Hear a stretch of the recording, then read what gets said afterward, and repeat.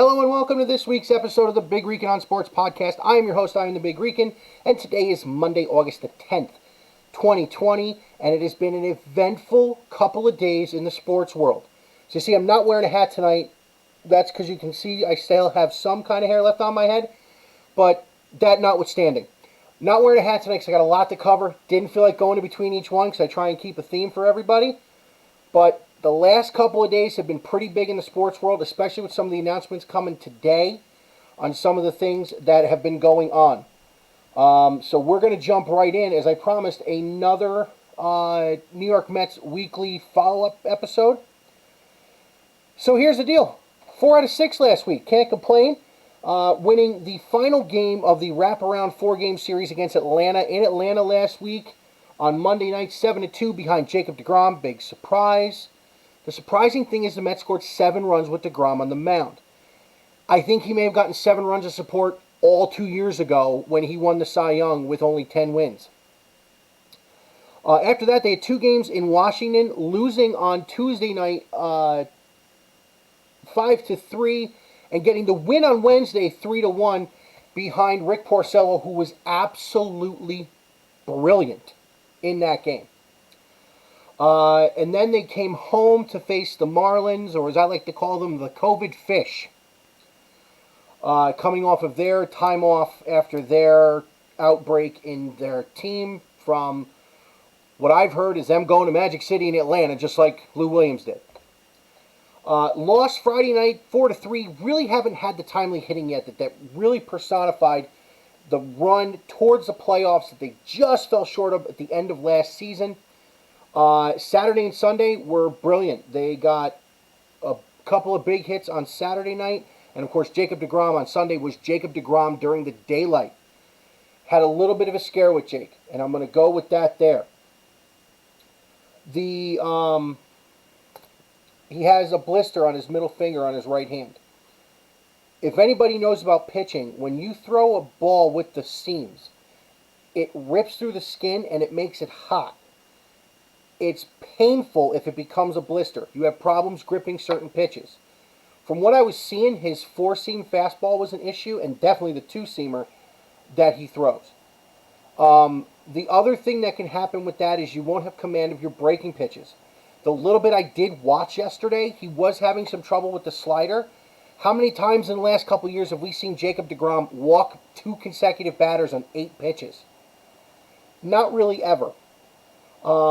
So I was worried about that with him, but he toughed it out. 5 innings, 6 strikeouts, a couple of runs. He was outstanding. And as always, deGrom, when he is under duress, is a better pitcher than most guys when they're not under duress. I got to tip my cap. This guy is a real deal.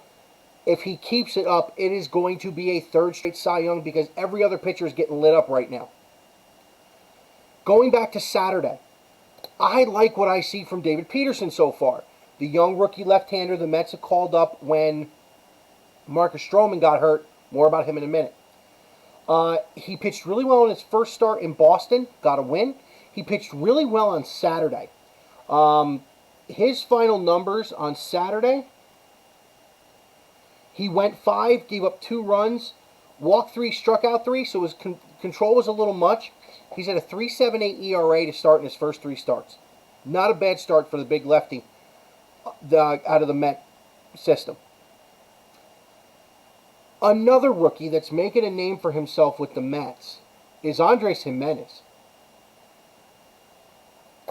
He has been an absolute revelation.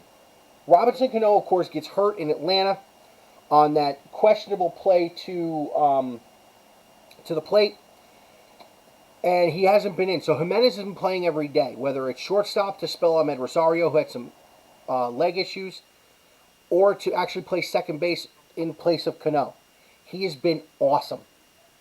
He is stealing bases. He is running. He's got great speed. He is dropping drag bunts right now that not everybody's doing. No one's really doing that anymore. Not the great hitters, just the okay hitters. He has been absolute.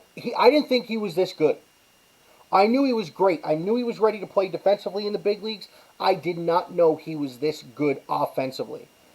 He hit a little bit in spring training. He was fine. But I did not know he was going to be this good. He has been an absolute revelation. Listen, 83 and 84, the Mets had back-to-back Rookies of the Year in Strawberry and Gooden. Could we see a repeat of that between Alonso and Andres Gimenez? It's entirely possible. This kid has been that good, and he's got a great glove. I talked a little bit last week about what I would do now that Cespedes was gone and what I would do with the Met lineup. I will say this. I really believe that the Mets should find a way to move Ahmed Rosario to center field. Just the other day, Pete Alonso was taking ground balls at third base. Dominic Smith has been off the charts good. As a matter of fact, I think he leads the team in RBIs. He hasn't started every game. Pete's starting to come around, hit a laser beam of a home run the other night. Buck 17 off the bat. Got out of the ballpark very, very quickly. Conforto's starting to come around. They're starting to hit a little bit more. And that's usually when the roof caves in. And in this case, it happened today, when Marcus Stroman, who has fought through a calf injury, is now opting out of the season. He cited his family. He has 3 or 4 family members that live in close proximity to him that are high risk. He cited the outbreaks with the Cardinals and the Marlins as one of the reasons he's doing this. He's absolutely right. I can't knock Marcus Stroman for making this decision. I can't be mad at him for thinking of his family and his own health first. So let's discuss the trade. They expected a year and a half out of Marcus Stroman, but no one saw this coming. So if anybody's going to badmouth Brodie Van Wagenen, they need to stop. Brodie made a great deal for a good pitcher who helped the Mets in a shot at getting back into the playoff hunt. He pitched pretty well down the stretch last year. We expected big things from him this year to start the year, and he had an injury. If he had been pitching and seeing what they're doing, would he have not opted out? I don't know, because he even said in his presser that he had today that the Mets are not the reason for this. The Mets and their protocols and what they have done are not the reason for this. The reason for this is his family and his own health. So what does this mean for the New York Mets going forward? Well, the pitching depth they added with Michael Wacha and Rick Porcello has never turned into what it was supposed to be. Starting with Noah Syndergaard's injury in spring training, then going into this year with Stroman's injury. Now Wacha himself is on the injured list. So it looks like the Mets are going to have to do something they do not want to do, and that is bump Seth Lugo or Robert Gesellman into the rotation. Now, the last time they were forced to do that, it worked out because Lugo and Gesellman helped pitch them to the wild card game in 2016. I don't know if it works out that way this time. Lugo has been such a bonus in the back end of that bullpen that I don't know if you can really lose him there. Gesellman was hurt earlier in the year. Gesellman, of course, in 2017 came out of spring training as one of the starting pitchers. I'd still start Gesellman over Lugo, and here's why. No disrespect to Seth Lugo and his stuff. He's pitching with a partially torn UCL. He has been pitching with a partially torn UCL for the last several years. I don't know if being a starter will hurt him more. Plus, with what he does for the Met bullpen, it cannot be overstated. He is outstanding in that bullpen. He is a phenomenal, phenomenal piece to have because he can come in and close like he did over the weekend. Or he can give you solid innings after a starter only goes 5. Opening day is a prime example. DeGrom, they wanted to keep on a lower pitch count because of the back injury. He went 5. Lugo pitched 6 and 7. Familia pitched 8. And Betances and Justin Wilson pitched 8. And Diaz pitched 9. We'll get to him in a minute. Our new kitten is exploring, which is why you see me looking over and back. I want to make sure she's not getting in anything she's not supposed to. but she's still learning the place. We got her yesterday, part of my wife's birthday gift. So back to the Mets. I think you add Gesellman into the rotation, and you give a shot to some of the guys you have that are down at the other location before you move Seth Lugo. He's too important in the bullpen. With his stuff, I think he needs to stay there, and I think he'll be a great addition if they have to move him to the rotation. Because remember, it was Seth Lugo that was the number one starter for Puerto Rico in the World Baseball Classic in 2017. And he pitched very, very well. Even started the championship game against the United States. Didn't pitch well that day, but he pitched very, very well the rest of the tournament. So, building on Stroman and his reason to opt out. Anybody who knows me and sees the sign back here, you see the only New York team is the New York Mets. The rest of them are Ohio-based, with the Browns and the Cavaliers being from Cleveland. And, of course, Ohio State, who we're going to get to in a minute. There's Luna in the bottom corner. But let's talk about stupidity in the world today. 2 pitchers from the Cleveland Indians have been forced to quarantine because they could not follow protocol on the road. The most recent one is Mike Clevinger. Clevinger, who was on the staff of the Indians, who had the first time having 4 guys strike out over 200 batters in the same season. A key cog in that rotation that right now might be the best in baseball without breaking a sweat. Shane Bieber has been unhittable. Clevinger was great. Cookie Carrasco, God love him, is back from his leukemia, and he is dealing. And now Plesac, the young kid, nephew of Dan Plesac, who's on MLB Network, was a major league left-handed reliever for years and years. He just got sent home from Chicago, and this is how angry the Indians were, how I feel. They made him rent a car and drive from Chicago back to Cleveland. He couldn't leave with the team. They wouldn't even give him a flight. Rent a car, drive home. And he has to quarantine because he wanted to go out with his buddies in Chicago. I don't understand the modern-day athlete. You talked about how bad you wanted to play. And now a good portion of your brethren are screwing it up.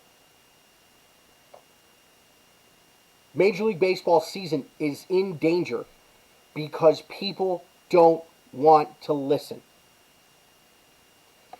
The Cardinals, the Marlins, several teams have to make up a ton of games because people just couldn't sit home. I find it ridiculous. Don't mean to bounce around here, but I'm going to go back to Stroman for a minute. This year off the books, the Mets will have Cespedes come off. David Wright's contract is up after this year. Wilson Ramos is up after this year. The Mets need to reinvest that money. And there are 3 people they need to reinvest it in now. One of them is Marcus Stroman. Marcus Stroman needs to be re-signed at whatever cost it takes. Here's why. You're getting Syndergaard back, and he's under control for next year. You still will have Jacob deGrom under contract. You will have Steven Matz under contract. If you can bring Stroman back in the fold, and now you have your 5th starter in David Peterson, and you have Rick Porcello still, because he signed a 2-year deal, Waka's on a 1, the Mets are set up for next season as well. Brody's got to pay these guys. Michael Conforto being re-signed is an absolute must.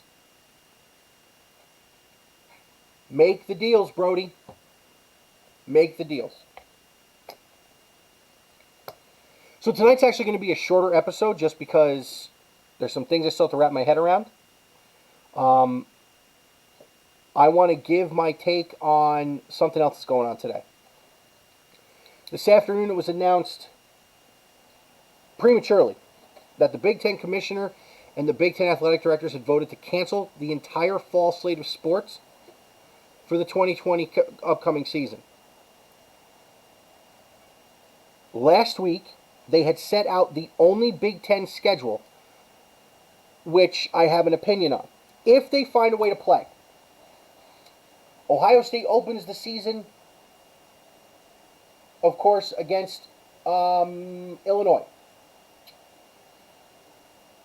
For the first time in 80 years, the game will not be played in November, and it will not be the final game of the season. Ohio State closes with Iowa. October 24th is the date of the game. In Columbus, high noon. Now everybody, if they play, they want that game to be at night to try and drum up more viewership. I get it. That game was meant to be played at high noon. It is like a shootout at the OK Corral. It is not meant for a night game. The last time it was later than noontime was 2006, if I can remember correctly. That, of course, was 1 versus 2. Went into the early evening. That game is a high noon game. And if Fox has their way, Fox will keep that as a high noon game.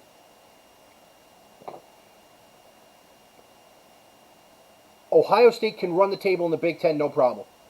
Get to a Big Ten championship game, win their 4th consecutive one. Get into the playoff. Win a national title. But now the question is, at what cost? I don't disagree with delaying the season, as Kirk Herbstreit tweeted out, saying that what the Big Ten is doing is looking to delay the season. I think delaying it to a spring season would be detrimental to everybody trying to get into the NFL. If the NFL can make helmets with full face shields in them, why can't college football? With the insane amount of money college football makes, why can't you do that? Because a lot of players are right. They're probably in better hands playing football at the facilities. You have Ryan Day, the head coach of Ohio State, who is absolutely livid and wants to find every single possible way he can to get these boys on the field. Not for any other reason than this. These kids are working hard. They are working hard to prepare for a season that is going to be like nothing anyone's ever seen. There's never been just a conference schedule. There's never been just a no FCS, no easy game happening. There's also no big games happening either. Ohio State was supposed to go to Oregon to play the Ducks to start the year. That's not happening, obviously. We're not getting out of conference games. I understand why the Big Ten wants to cancel the season. I don't agree with it.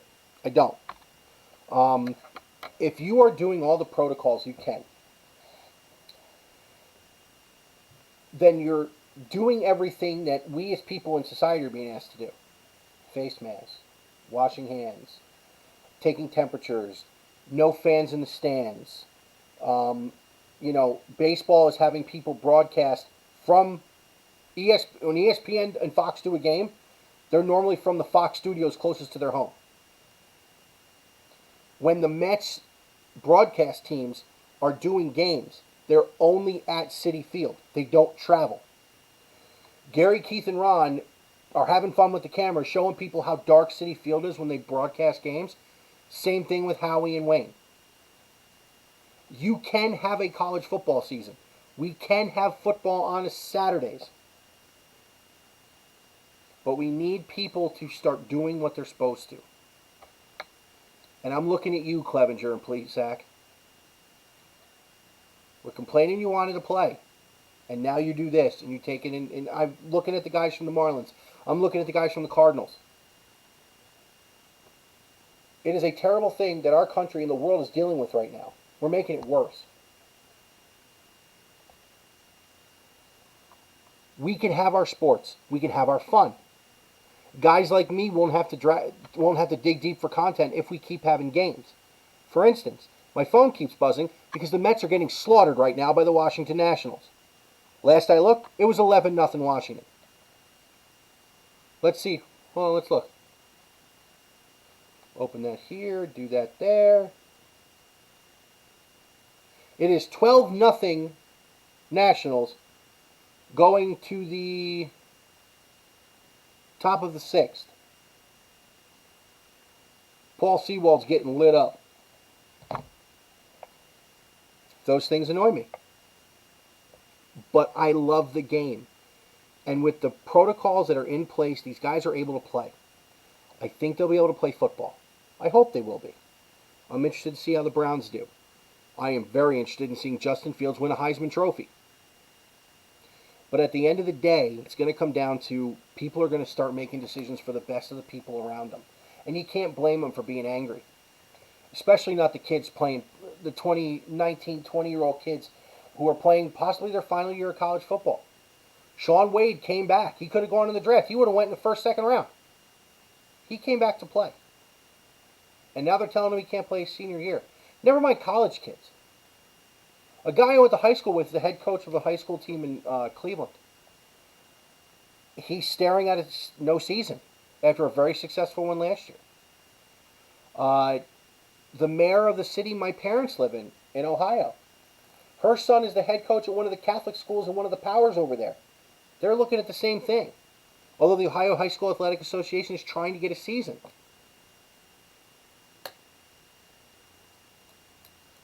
This whole thing has made everybody think about what's more important in life. But this is important too. It's our escape. It's our reason to sit down and turn the TV on and unwind after a long day of dealing with all this other stuff that we really shouldn't have to be dealing with. My job was listed as essential. I haven't missed a day of work other than taking time off. So I plead with people who are not making the proper decisions to please start.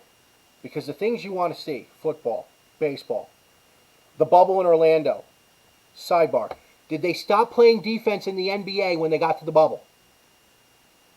Has anybody seen how insane the scoring is? Crazy. Luka, I think, went for 39, 16, and 14 the other night. 4 teams have almost doubled their scoring output. That bubble is like an offensive dream.